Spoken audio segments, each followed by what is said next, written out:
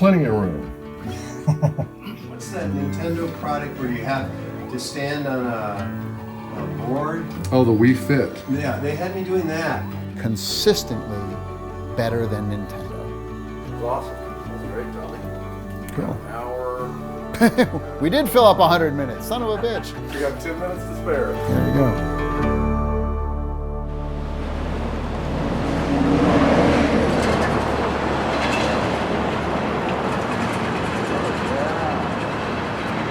My goal as a filmmaker has been to take, just my experience and passion for video game history, the video game industry, and sort of bring that down into a narrative form to say, okay, there's all these interesting stories, there's all these interesting companies, all these interesting games.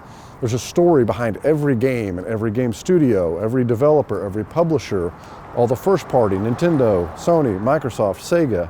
Take all of that and put it into a narrative that's interesting.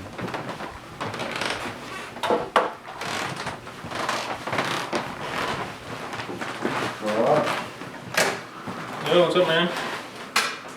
Oh, just getting back from this shoot with Perrin. Where was that at?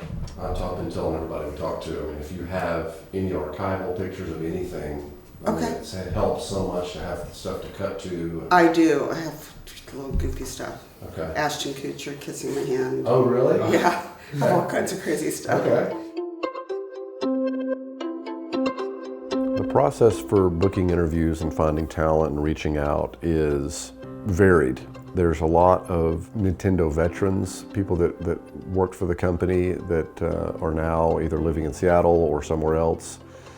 And it's really just doing the research. It's kind of beg, borrow, and steal. I know a lot of people in the video game industry, so there's always sort of a connection point of like, hey, I saw that you used to work with, Perrin Kaplan.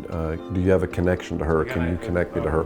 Was she able to kind of provide any new insight? Oh yeah, I mean it's honestly not even filling in holes in the story. It's more of like having this person that lived the history of it, that was boots on the ground there when the DS released, when the N64 released, and was the main spokesperson. It was just kind of surreal. I'm like, while we were all working in the office on client projects and trailers and all kinds of other stuff, Jeremy would be out kind of talking to us remotely, because he'd be flying across the country to lots of different states, California to Vegas to Washington, North Carolina, to talk to all of the great talented people we have in our show. That's great. That's all I need. Thank you. Oh my God. Thank you so much. like I said, it's like we've all, I think you've cut some of Perrin into your stuff too. Yeah. And it's just, when you've got the narration and music and even like industry veterans talking, it's like, yeah, that's cool. But it's like, when you cut in like people like Perrin or Ron, like people from Nintendo, just the whole thing kind of takes on a different feeling. I feel like, I don't know. Oh yeah, well it's like all of the importance. Folks that used to work at Nintendo all kind of still live in the Washington, Seattle, Redmond area. And a lot of times, you see this in a lot of documentaries, you interview one person and they say, hey, you know who you should talk to is so-and-so. And yeah, I've got their phone number, I've got their email. Gail Tilden?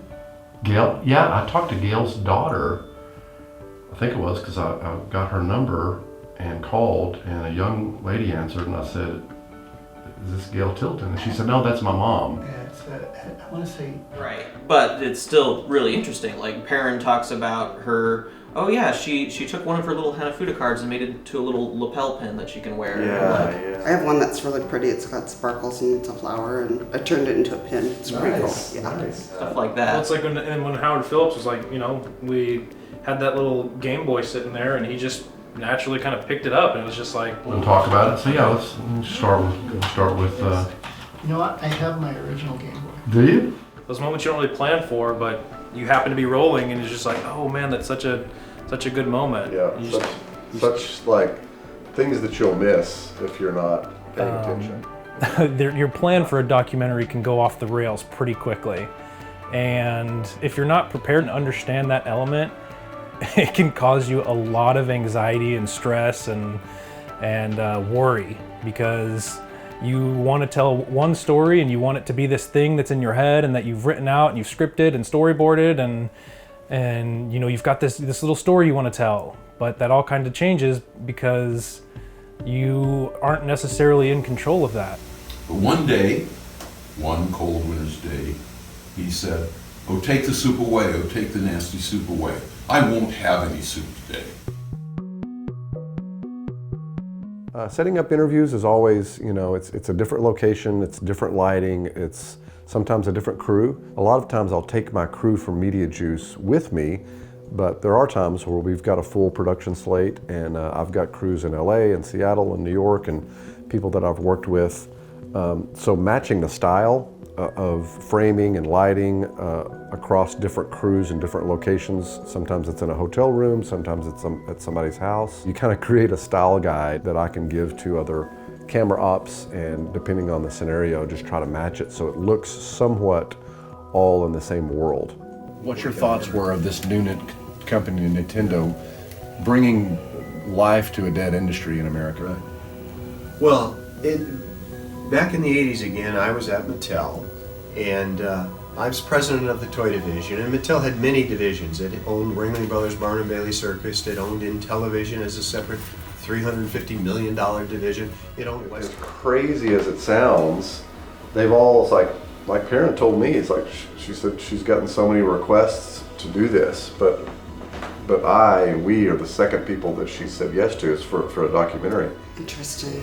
Well, the only reason I did it is I do know that people are super interested in it. Oh yeah, that's the thing. Yeah. You know, Nintendo's not easy, so I feel like it's like this hasn't been done before. Right. So as crazy as it sounds to say that the words like, there's no definitive documentary about Nintendo, it's like, well, there's not been. So all these people, when you first read the Console Wars and saw that it was sort of written from your point of view, was that sort of a coup for you? Like, people are going to finally see my story? Well, I honestly, I was surprised that I didn't know that I was going to be the main character in the book. I mean, nobody told me that.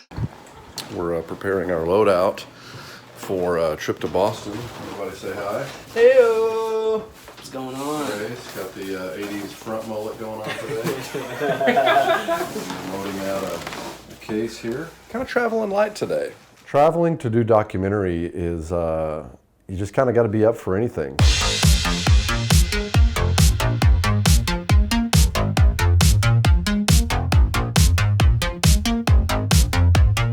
We're here in Boston. Kenny, Trey, and myself. What's going on?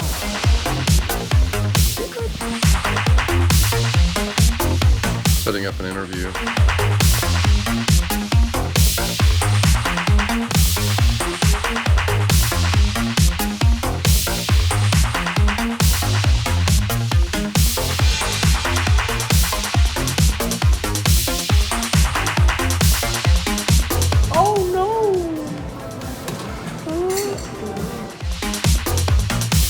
I did it! I made it happen! He made it happen! He made it happen! Everybody knows your name. Ba, ba, ba, ba. I don't know, I think coming out of, obviously, Patrick, like in episode 1, all of the Hanafuda and the early stuff we don't really have. Do we have much actual, like, Nintendo people talking on camera about that? There's a few. We have Aaron talks about it a little bit. Howard kind of mentions the cards and their origins a little bit. Some of that's kind of stuff that they were talking before we were officially rolling cameras. Yeah. But yeah. But we kind of since we were rolling, we kind of wanted to throw that in there anyway. These were very cool TVs that were put out by Sharp. And the thing that made them cool is that rather than use an RF signal, they used an AV signal. And that's the same technology that was used in arcade games. And so it looked so cool. So in addition to the interviews that we shot for the show, there's what we'd call incidental shooting. And so we took the opportunity to do things like take a tour of Tom Kalinski's basement, where he's got his amazing collection of all things Sega. Just kind of walking us through that and his office, and all of this kind of fly on the wall stuff that you think at the time is like, oh, it's the lighting's not great, or oh, the audio went out and all we've got is camera audio. But it ends up being just the life of some of those sections of the story, because it is that, it's real life. I can still have it in there. It had adaptive AI, Warren. Well, I get to Barcelona, Spain at around lunchtime, and I didn't speak Spanish, and the taxi driver didn't speak English. So I showed him my business card, which had the Matchbox orange and yellow logo on it. And he said, "Oh, Matchbox!" And off we go. He knew where Matchbox was. I thought, that's great. I realize what we're playing right now is a thinly veiled metaphor for our age differences. Yeah, I played those. I was trying to be funny. Sean and I have always had fun collaborating, talking about, him growing up with sort of Intellivision and kind of an Intellivision kid, me growing up as a Nintendo kid. So there's been a lot of conversations with Sean that then kind of find their way into the VO booth. So when we go to, this is now I think our 4th time doing narration together. And it's always a lot of fun. They even let Sony call a press conference to announce the new partnership with Nintendo the day before holding their own press conference to announce they were partnering with Philips. Savage! But I also know what maybe I'd planned to be a 2.5, 3 hour voiceover session usually becomes 6, 7, 8 hours, because there's a lot of collaboration in that room. Hello, here, Mr. Sean Astin. Hello. Doing more voiceover for a gaming-related project. He said, "Let's do voiceover," and I said, "More!" Here we go again. Again. It's kind of funny. Shooting a COVID interview was a new experience for me as a filmmaker. Our last 2 interviews that came in were Trip Hawkins, he was the founder of Electronic Arts, and then Phil Spencer, the head of Xbox. They were such huge gets for us because, they're just industry icons that we knew would have a lot to say about Nintendo and Nintendo's history related to both of those companies, Electronic Arts and Microsoft. Well, sure. I hope I haven't left anything out. You covered a lot of ground. So I was like, oh, how do we do this? In the case of Phil Spencer, Microsoft and the Xbox team, luckily, are very aware of Mediajuice as a studio that produces a lot of video game content, trailers and promos and stuff. And so they were very supportive, and they actually were able to shoot the interview there in Seattle at the Xbox studios. So it was awesome because they set it up and shot it, and I was able to just literally zoom in with a laptop there and conduct the interview that way. Can you hear me okay, Phil? Echo from my side. No, I hear you fine. Can you tell me that story from your point of view as an insider? You're talking about the equipment, the R&D adventure that Sony and Nintendo were involved in together. Yeah. But I was really glad that we were able to get those and kind of shoot virtually and still get great looking and sounding footage. Awesome, thanks, man. We've had a couple of other interviews, and let's see if I can make this work here.